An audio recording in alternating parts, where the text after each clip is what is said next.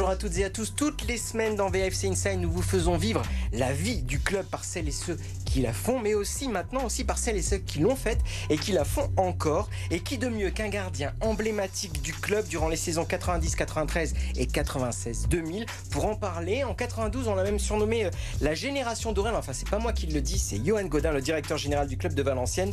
Une génération dorée donc à laquelle appartient Michel Pajot. Bonjour. Bonjour.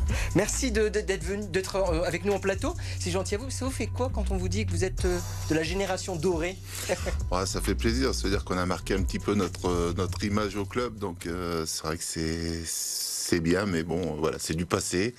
On essaye de continuer à valoriser le club, mais voilà, pour l'instant, c'est un peu plus délicat.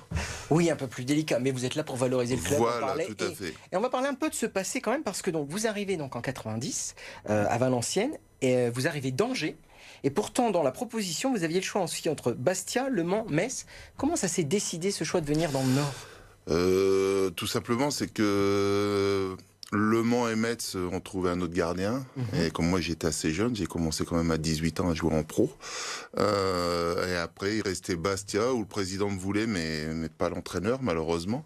Et puis, heureusement pour Valenciennes, j'ai débarqué en 90. Et puis voilà, le choix a été fait et la preuve c'est que j'y suis encore. Ah oui, c'est vrai. Quelles sont les missions qu'on vous confie à l'USVA à ce moment-là, en 90, quand vous arrivez? Alors quand j'arrive en 90, c'était déjà l'entraîneur Georges Perroche qui a été clair dans ses propos, où il y avait une concurrence loyale. Et donc ça m'avait plu. Et puis voilà, puis l'atmosphère dans ce stade emblématique, c'était extraordinaire. Oui, c'était un ingécer à l'époque. C'était un ingécer et c'était quelque chose de fabuleux. Ambiance aussi fabuleuse avec les supporters. Il y a une petite anecdote qui dit que quelques temps après votre arrivée, votre femme accouche à la maternité à Valenciennes, et des supporters viennent offrir des cadeaux. Oui, c'est ça, oui. 2 mois après mon arrivée, mon épouse a accouché. Et j'étais à la fenêtre et je vois deux personnes déguisées en rouge et blanc, parce que je savais pas que c'était des fervents supporters, et qui sont venus emmener un magnifique bouquet de fleurs à mon épouse, et qui m'ont souhaité bonne chance sans nous perturber sur quoi que ce soit. Donc merci à eux. Est-ce que c'est vrai que la contrepartie, c'est ce que j'ai lu, du coup, vous bloquez ce penalty contre Strasbourg, Oui, un match qui se joue à alors Ningesta, je sais plus exactement si c'est le soir même ou le match d'après, où on joue contre Strasbourg et on menait 1-0, 1-1, 2-1 pour nous, et il y a un penalty à 10 minutes de la fin, et j'arrête le penalty et ça tombait bien parce que je voulais faire quelque chose pour les remercier, et c'est là que la chanson Michel Pajot a chantonné dans ce stade. Vous devenez donc le chouchou des supporters.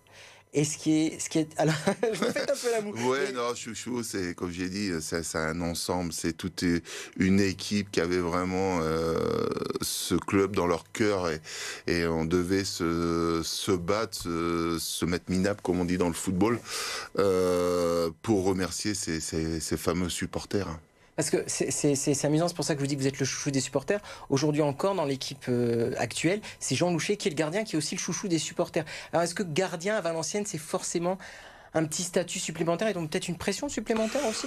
Oui, on a une pression, mais bon, après, on le sait très bien que le gardien est seul dans son monde, hein, seul sur le terrain, il n'a pas le droit à l'erreur. Après, oui, on arrive à faire des arrêts, et c'est vrai que le gardien est très bien vu avec les supporters.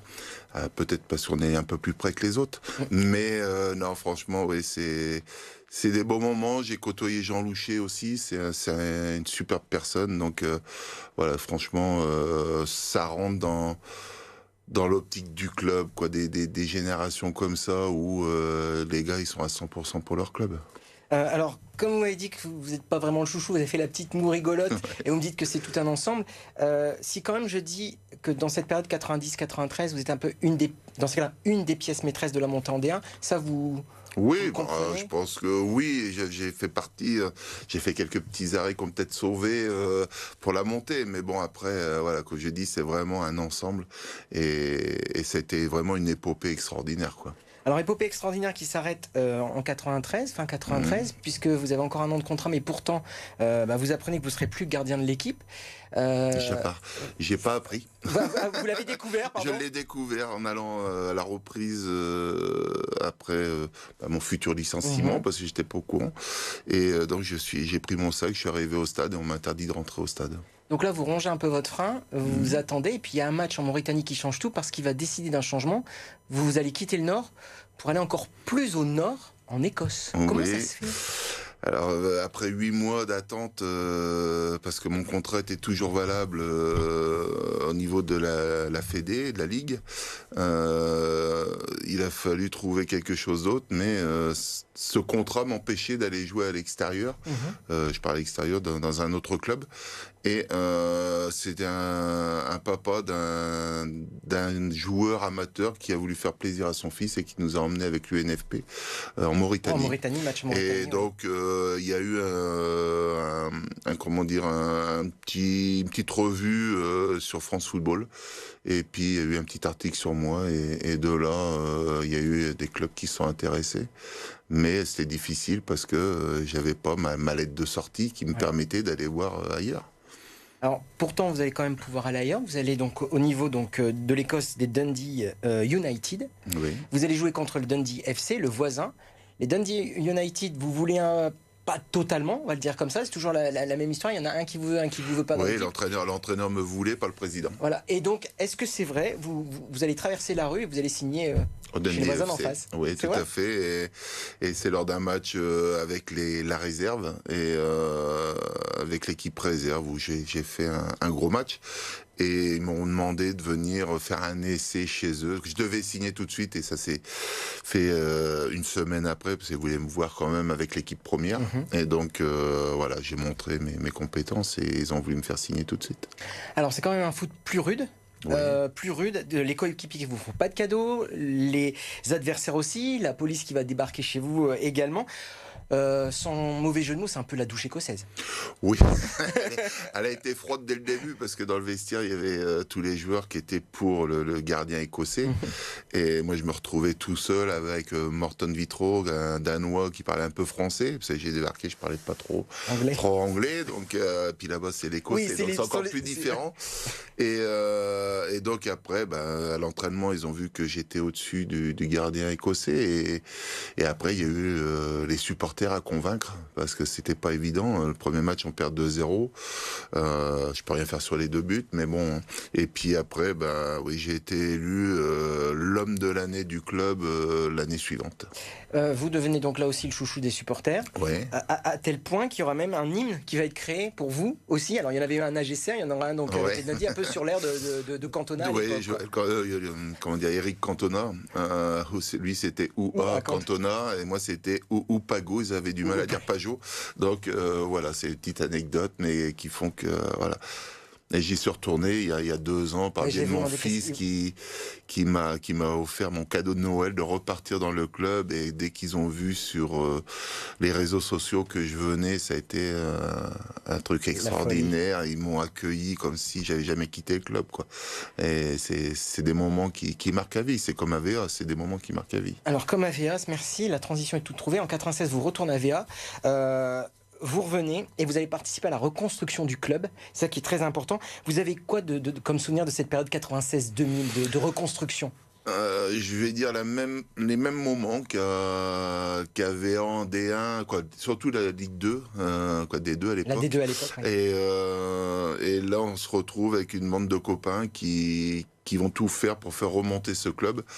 La première année, quand je suis arrivé, je me suis blessé à l'épaule, donc j'ai été absent pendant 3 matchs.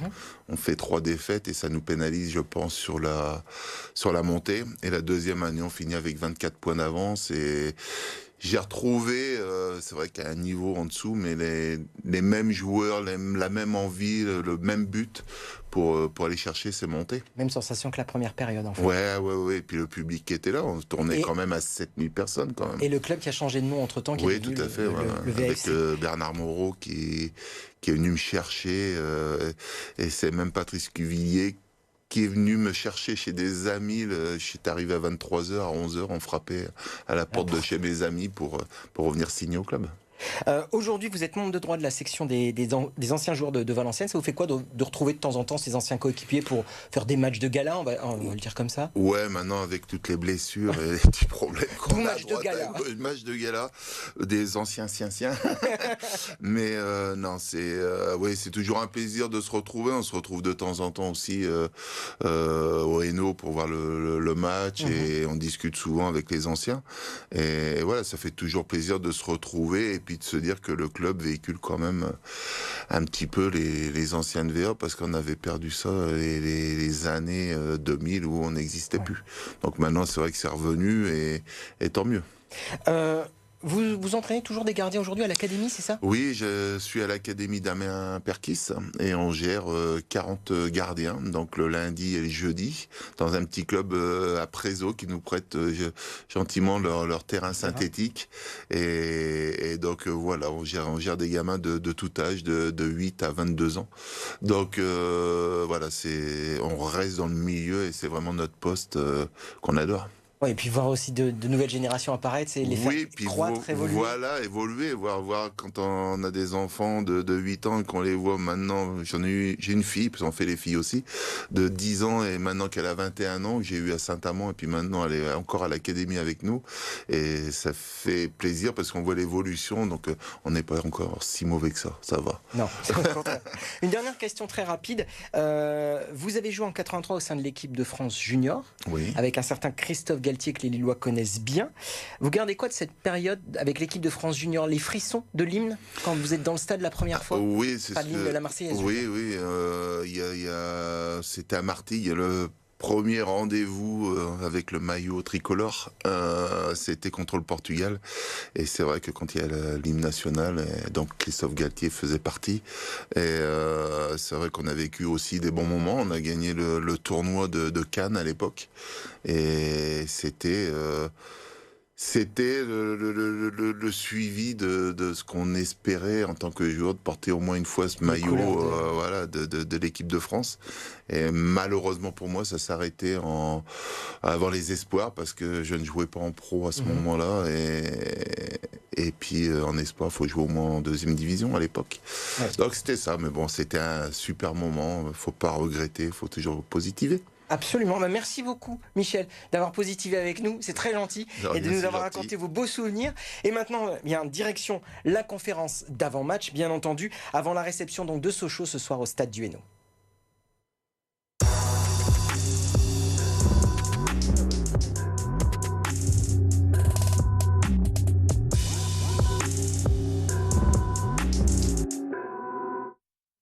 Et avant de s'intéresser à la conférence d'avant-match, retour sur le déplacement des joueurs valenciennois à Dijon. C'était donc vendredi dernier, résumé avec Simon Perzitz. Les choses ne vont pas en s'arrangeant à Valenciennes. 3e match de rang sans succès pour VA. Défait sur la pelouse de Dijon dans le cadre de la 15e journée de National. Une soirée à oublier pour les Valenciennois avec 4 buts encaissés. Dominguez par 2 fois, un missile d'Amada et une réalisation de Berka pour les Dijonnais. Takaoka sauve l'honneur pour Valenciennes en fin de match. Défaite 4-1. Conséquence, les nordistes végètent en 13e position d'un classement dominé par leur adversaire du soir. Et donc forcément au classement de National, c'est Dijon qui profite de cette belle opération. Mais à bien y regarder, si Valenciennes est 13e, ils ne sont qu'à 8 points du podium. Et donc ce soir, c'est le match, bien entendu, à partir de 19h15 sur BFM Grand Lille et BFM Grand Littoral. Vous pourrez donc suivre la 16e journée avec la réception du 3e Sochaux au stade du Hainaut. Dernier match avant la trêve de Noël, un match donc important pour le VAFC, direction la conférence d'avant-match pour connaître les enjeux de cette rencontre.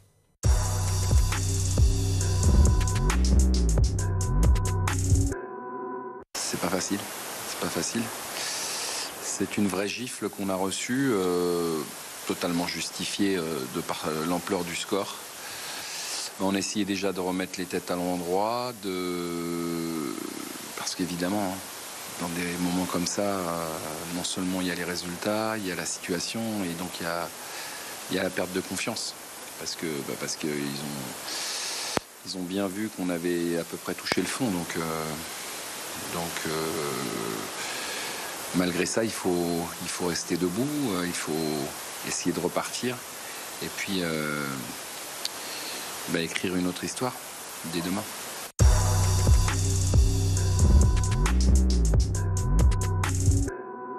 On a fait des erreurs, je dis bien on. Je suis le responsable de cette équipe, donc le premier responsable c'est moi. Moi je travaille avec les joueurs dont je dispose et puis voilà, à moi de tirer le maximum de ce groupe-là. Pour l'instant c'est pas ce qu'on attendait et évidemment que c'est très loin d'être suffisant. J'attends juste de la cohérence et de la combativité. Qu'on soit discipliné au moins sur l'organisation, c'est la base, et puis combatif. Après, on va rater des choses, on va en réussir, j'espère. Ça, je le sais. Mais par contre, voilà, et je pense que la déception d'un point de vue général est là. Elle n'est pas sur...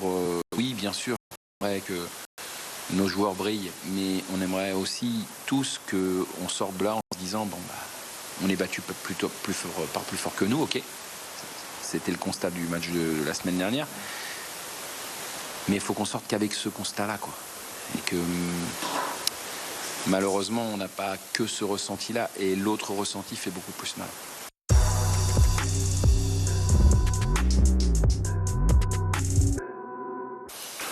Je les suis parce que ils jouent, on se rencontre, mais ils jouent nos adversaires une semaine avant nous, donc sans vouloir les voir, on les voit.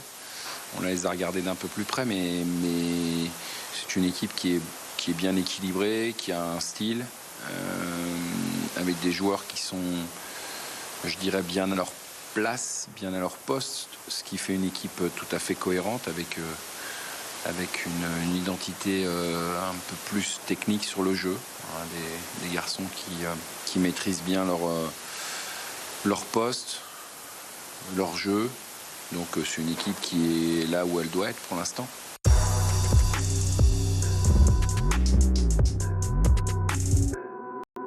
On est affaibli. Donc vous savez bien qu'une équipe, elle se construit aussi sur son socle défensif.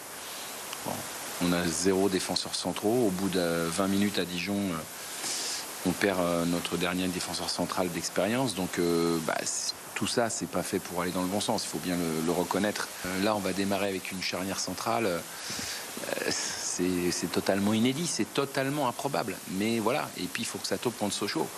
Parce que là aussi, il y a des moments dans une saison où ça va pas, mais vous avez la chance, de par le calendrier, de vous retrouver contre une équipe qui peut vous permettre de vous relancer. Là, bon, après Fleury, c'est Dijon, et après Dijon, c'est Sochaux. Alors, il faut tous les jouer. Normalement, nous devrions pouvoir rivaliser avec ces équipes-là. Mais force est de constater que si elles sont aussi loin devant nous au classement, c'est qu'il y a des raisons.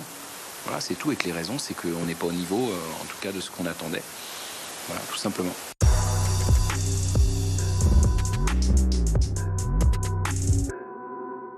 Je ne me désolidarise pas ni de l'équipe, ni des joueurs, ni du travail qui a été fait. Je prends plus que ma part. Mais force est de constater que si on ne modifie pas le visage de ce groupe-là, alors on risque d'être déçu encore un petit moment. Voilà. Je suis quelqu'un qui m'adapte, j'ai pas d'ego surdimensionné. Voilà, je suis content d'être là parce que j'avais envie d'y être. Voilà, donc je suis encore content d'être là. Mais ça se passe pas comme je l'aurais imaginé, comme je l'aurais souhaité, mais comme beaucoup. Comme les joueurs, comme le staff, comme les supporters, comme les dirigeants, comme les gens qui travaillent au club, comme tous les Valenciennois qui aiment un petit peu le foot. On déçoit. Et moi, j'aime pas décevoir. Parce que j'étais venu pour vivre une belle aventure ici. Et c'est pas fini, mais elle a mal démarré. Il y a ça d'extraordinaire dans le foot, c'est que les choses peuvent changer. Voilà, on peut changer les choses. On arrive sur un mercato là qui va s'ouvrir, qui peut permettre de corriger les erreurs qu'on a commises ou pas, et auquel cas on rentre dans quelque chose de certainement très très compliqué. Mais moi je fais toujours avec les joueurs que j'ai. Voilà, je m'adapte.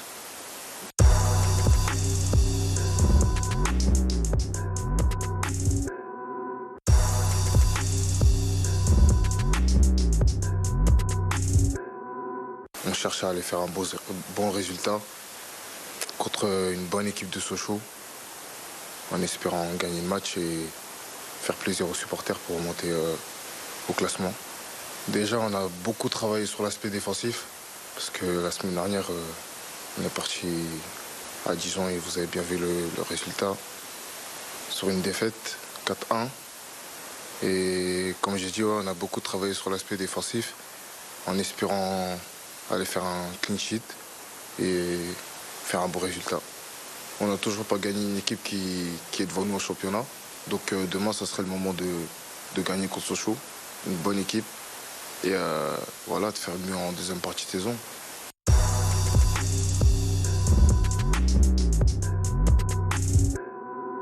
Première année 19 et j'ai pratiquement que joué en réserve. Quand il y avait des descentes en pro, des fois, je redescendais en 19 et voilà. Déjà, je suis dans le projet de club là.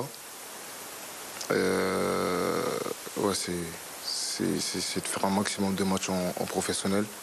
J'ai fait 2 matchs titulaires et 2 entrées, c'est ça.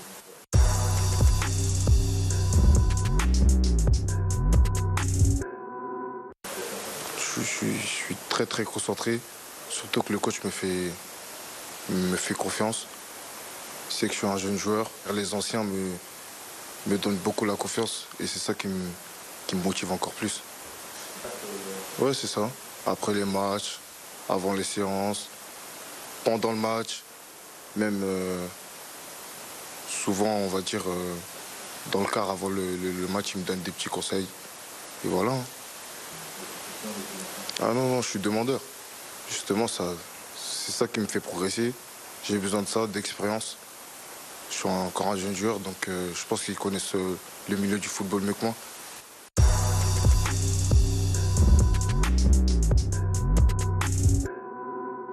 Ouais, il regarde pratiquement tous mes matchs. Il me donne beaucoup de conseils, c'est un défenseur central aussi comme moi. Sauf que lui, c'est un gaucher, mais ouais, il me donne beaucoup de conseils. Et ça fait plaisir. On va pas dire il est dur, mais il connaît ce poste très très bien, défenseur central. Donc ouais, je l'écoute très bien.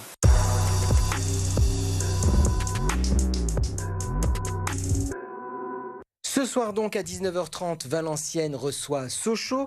À 20h pour les autres matchs qui nous concernent dans la région, en Ligue 2, Dunkerque se déplace ce soir donc à Laval à 20h. En Ligue 1, c'est dimanche à 17h15 avec Auxerre qui reçoit le LOSC. Lens de son côté reçoit l'OGC Nice. C'est le retour de Francaise à Bollaert. Et puis enfin, toujours pour le compte de la Ligue 2, en match décalé, lundi à 20h45, l'USBCO reçoit le leader 3. C'est tout pour VAFC Inside. Bonne journée sur BFM Grand Lille et BFM Grand Littoral.